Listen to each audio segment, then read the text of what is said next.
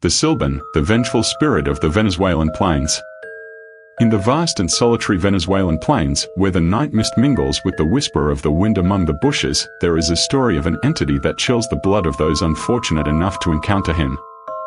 This is the legend of El Silbón, a tormented soul whose presence is announced by a sinister and piercing whistle.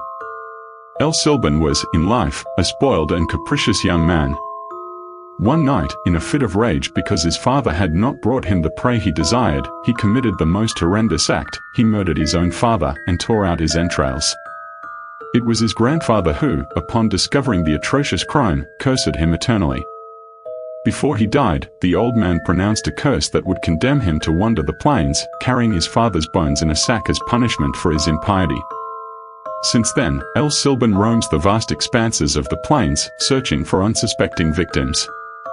His presence is announced by a whistle that mimics the notes of the musical scale, slowly ascending and descending.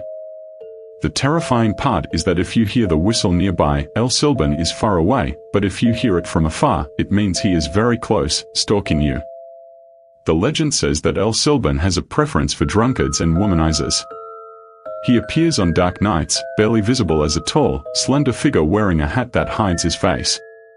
His eyes are two pits of shadow, and he always carries the sack with his father's bones, which he rhythmically shakes as he walks.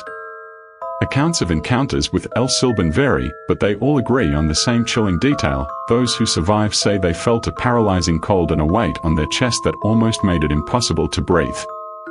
Some are not so lucky, and after hearing the whistle, they disappear without a trace, leaving only the echo of a whistle in the night wind.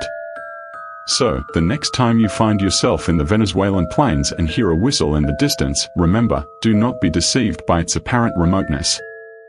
He could be much closer than you think, stalking, waiting for the perfect moment to claim another victim in his endless and condemned wanderings through the plains.